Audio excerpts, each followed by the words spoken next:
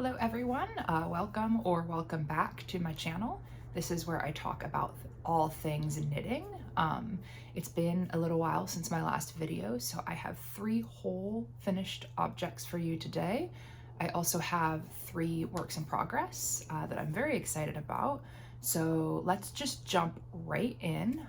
We'll start with what I'm wearing today. This is my halibut cardigan by Caitlin Hunter. I made this one near the beginning of this year, and I like it. I will say I don't think it is necessarily my cleanest work ever, but that's okay. I love throwing this one on around the apartment. It is finally starting to cool down here, so I have been lucky enough to be able to throw on a cardigan before heading out for work, or throwing on a cardigan while I'm around the apartment. It does get up to like the 70s in the day right now, so it's still a little warm, but we are headed swiftly into fall. The trees outside my window right now are bright yellow. Fall is very beautiful here in Virginia, and I am very excited about it. The first finished object I have for you is one that I have shared a couple of times on this channel already, and that is the Come Back Again by Andrea Mowry. I think that this cardigan turned out amazing, and I am so excited about it. This pattern, you work from the bottom up. So you start by casting on the 250 something stitches at the bottom, and it's a tubular cast on, so it's a little bit daunting, but I got it to work. I say you start casting on at the bottom. You actually start with the patch pockets as your gauge swatches, and then you cast on the sleeves, and then you cast on the body, and knit up until you attach the sleeves, and then do your raglan decreases up to the top. This has an excellent fit, and I'll share pictures of me wearing it. It is a little bit of a trust the process knit, especially because you put the collar stitches on hold before you do the button band. That doesn't account for how much it will cinch in when you actually do the button band. So it's hard to gauge how it is going to fit. I was a little bit concerned about it, but then I started working. It's got this double knit button band, which finishes off so nicely. Takes forever. This is a sport weight cardigan. So the needle that you're actually doing this button band on is small. This yarn that I used, this is Knit and Crochet Merino Deluxe or something like that. It's a Joann's yarn, rest in peace. It's a single ply, so, and it's also a little bit on the like bouncy side, so doing the button band without like splitting the yarn as I was working was really, really annoying. I think it ended up taking me like 2 weeks to do the button band because I was like, it was necessary for me to set it aside and take breaks so I didn't kill my hands while I was doing it. But I think it ended up turning out amazing. The buttons that I chose, these are handmade buttons from Holland Hoof Farm. They are the buttons, or at least from the same company that Andrea Mowry has on one of her samples of this cardigan. And I was looking all over for fun buttons for this, and I finally was like, wait, I think I'm just so invested in the buttons that were on this sample. I think I loved the look of them so much that anything that wasn't like close to that just wasn't working for me. So I ended up finding them. They're not the cheapest ever, but I think that they really just finish off this piece in a way that just, it just looks so fun. So they were worth it to me.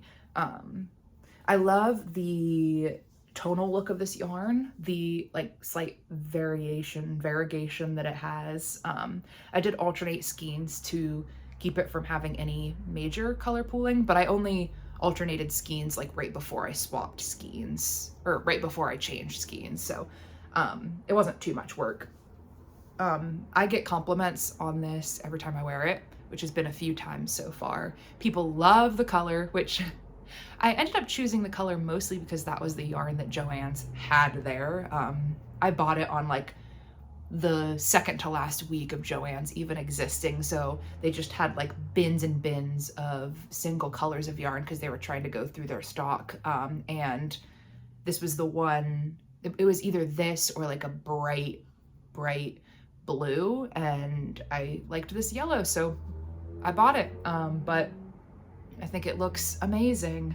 If I'm missing any details of this, I will, link my Ravelry project in the description, but I highly recommend this pattern. It takes a little bit of work because it is sport weight, but the actual like pattern here is really engaging, and I think it fits well. It looks great. Yeah, awesome project. My next finished object today is the Dormice vest by Homebody Hand Knits. This was another project that I showed as a work in progress last time. This one is done in a worsted weight yarn held with a mohair, so it works up to more of a Aran weight. It's got this 3x1 broken rib pattern that's achieved by doing 1 round of knitting and 1 round of 3x1 knits and purls. You start by casting on stitches at the back, doing your shoulder increases, and then doing increases for the armhole. And then you pick up stitches for the fronts, and then increase until you connect them here, and then continue down to the armhole increases, where you then join and work in the round. This was a very quick project. I ended up flying through this. This project was motivated by the fact that I found, I went to a yarn yard sale that my local yarn shop was having, and someone was selling a pack of 4 skeins of mohair for like $10, and I was like, great. It ended up being not enough for a full sweater, so I was like, let me find a cute slip over that takes mohair. So I found this. The mohair is Filatura di Crosa Golden Line Baby Kid Extra, and it's this very beigey color, brown beige. And then the wool is Patton's Ultra Wool that I think I picked up at Michael's of all places.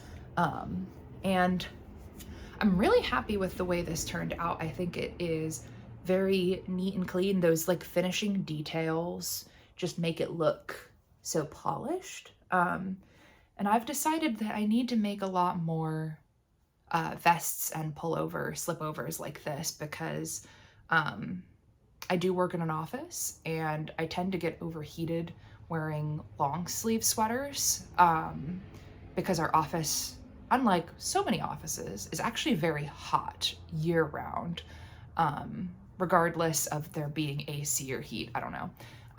But I have a lot of button-up shirts that I like to wear to work, and this is perfect to slip on over top of them and look really cozy and polished without also sweating my ass off. So highly recommend this pattern.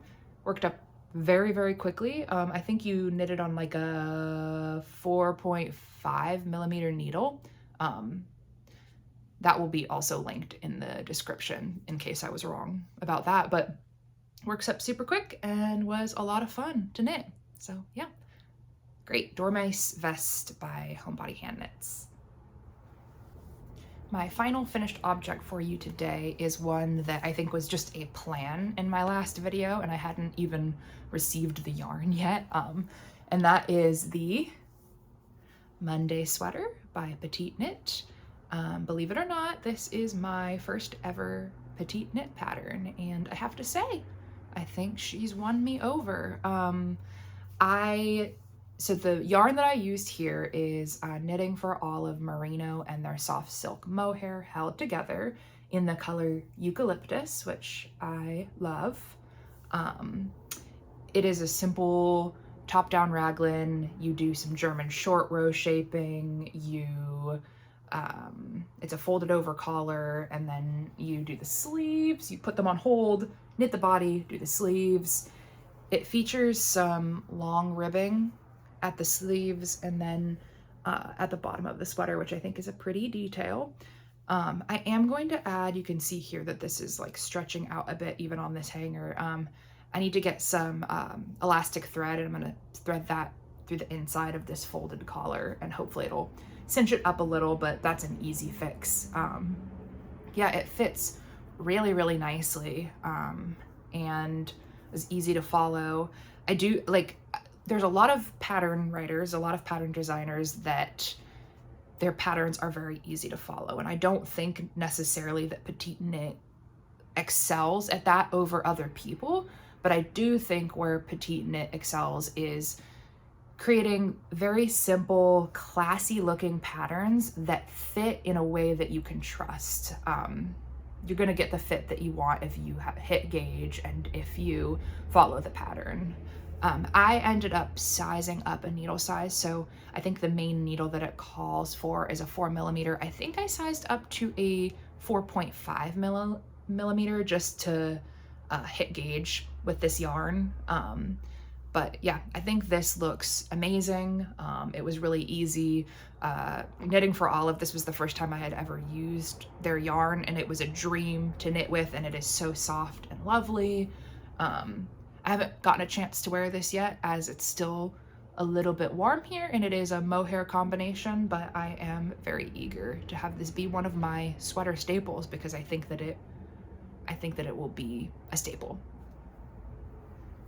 Moving on to works in progress. I was so pleased with my Monday sweater that I went ahead and cast on another Petite Knit pattern.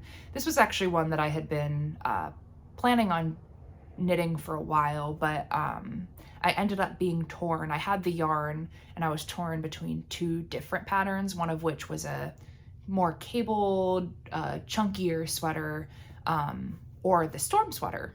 And I ended up deciding on the storm sweater just because I was like, all right, Petite Knit, let's see what you have for me. Let's see what you have in store for me. So this is the storm sweater. I am very close to binding off the bottom here. And then it has you do the sleeves first, but I'm gonna go ahead and move to the collar so that I have a better idea of how it fits before I move on and do the sleeves. This is it's like a DK weight gauge, and I am using Knit Picks Altiplano, which I have a skein here. This is a little bit closer to a worsted weight, but it's working out fine for this pattern. It is a wool and alpaca blend, and I really wanted just like a very classic kind of fisherman looking sweater. This is very close to the color that Petite Knit has in her sample, a little bit more yellow. But I think this is going to be like really, really neat. The textured pattern that you do on this, you follow charts for it. Very simple and really engaging, and I think that's part of the reason that I have flown through this pattern. I'm very excited to, pick up the sleeves and get the collar going and see how it fits. I've tried it on and it is perfect. And I know that, let me see if I can remember, Young Folk Knits, and there's another podcaster and influencer that are running a Fish Girl Fall make-along. And I was already planning to make this, but I'd say this fits, right? Very, very Fish Girl. I have this ball cap that I just purchased that has a cute little sardine on it that I think will be a very cute outfit to wear. So yeah, this one has been a lot of fun. This is a drop shoulder, and you start by casting on these stitches at the back. You do short rows to achieve the shaping here, and then you pick up stitches for the front, do your increases and connect at the collar, and then knit for a while until it's time to join in the round. And the combination of charts and written pattern makes it very easy to follow. And it's very it's very potato chippy. I just wanted to continue on to each section to do that new pattern. Easy, ton of fun, highly recommend, and I am very excited about this. So I don't know if I mentioned, I'm doing this on 4mm needles, which are what are called for in the pattern. My next work in progress is a pair of socks. This is what I have so far. These are the Grandpa socks by Alicia Plummer. And I am knitting them up in Cascade Yarns Heritage sock in this emerald green. I can't remember the colorway. This sock pattern is a 2x2 broken rib, which makes it very stretchy. I am not the most avid sock knitter ever, but I like wearing my knitted socks, so I try to make myself knit them more often. I do enjoy it, but I'm more of a garment knitter than I am socks. So they're just, you know, it's small scale, a little bit fiddly, even though I do really like to knit them. I've got some more travel coming up next week and the week after, so I think these will be coming with me, so I'll have some time to work on them. These, I think, yeah, they're a heel flap and gusset design, obviously cuff down. They look really cozy, and I love this green color. It's not the same exact green as Alicia's sample, but it's close. I've had this sock pattern for a while, and I've actually had this yarn for a while, and I finally cast it on, so finally getting to it. Hopefully I will get these done here shortly so that I can start wearing them as it cools down. Not much else to say here. My final work in progress is a polo. It is a rugby style polo, and the story behind this one, so first off, let me show you what the pattern looks like. This is the Winona pullover, the heavyweight version by Knits. This was one of the designers. There was a handful of designers doing a Palestine fundraiser where for one day all of their pattern sales went straight to two different, I think it was UNRWA and then Mutual Aid Fund, 50-50. So I poked through the patterns and found this pullover polo pattern, and I have wanted a very classic rugby style polo I went to University of Virginia. Their colors are blue and orange. I have wanted a polo in UVA colors for a very long time, but the ones that they sell at the bookstore are very overpriced, so I thought I could make this. This would be like a really cool project, and it would fit me and look way better than anything I bought off the rack. So I purchased a couple skeins of fisherman's wool in this oatmeal color, and this will be my base. And then I went to my local yarn store because I didn't really want to buy the yarns online because I wanted very specific colors and I wanted them to look decent together. So I found this orange. This is Blue Sky Fibers worsted, Woolstock worsted, in the color Rusted Roof. Very cute. Love this color. And then I found this color. This is Juniper Moon Farm Patagonia Organic Merino. And let's see if they've got the color on here. Cobalt. And I thought these two were perfect for what I needed. I realized after the fact, I was so excited, that this is closer to a DK weight, and when I swatched, it definitely had a little bit of a loose gauge that I didn't love. I went through my stash, and this was like a miracle, really. I have, this is Tides by Holstgarn. Yep, Tides. It is a wool and silk blend, and I swatched with them together. This is like a very light fingering, perfect gauge with these two together. And it actually kind of brings this very bright cobalt down a little bit and gives it a little bit of heathering, which I think works really well with this very lightly heathered oatmeal color. I didn't keep the swatch because I'm one of those people that swatches, checks the gauge, and then pulls the swatch out so I could keep as much yarn as possible. I know that's not like the best way to do it. If I'm ever like really concerned about gauge, I do actually wash and block my swatches, especially if I'm testing a pattern for someone. But for my purposes, this was fine. This will work. So I'm very excited about these yarns together for this polo. And it is a worsted weight, so hopefully it'll work up pretty quickly. I've started, barely. I've got my little strip of the back panel here in stockinette, so you know it's curling up. It has some short row shaping. This is the very back panel, and I think the short row shaping is supposed to give room for that folded collar that it has. And I will continue knitting on the back and then pick up for the front and, you know, do the attaching and knitting in the round. It's got separate instructions for the actual knitting versus like the different color striping options. So you do kind of have to like go back and forth and figure those out as you go. But I'm doing the simple striping pattern, so it should be really easy. The one thing that I really liked about the way that the yarn amounts were listed in this pattern is that the designer does it by percentages. So they give like the full amount of yarn you need, and then depending on what striping pattern you chose, you get a percentage of yarn that you need. So you use that to calculate exactly how much yarn you need for each color, which made it very, very easy. I'm very excited about this project. This is a type of sweater that I've wanted for a very long time, and I love to be able to like make something, but it also be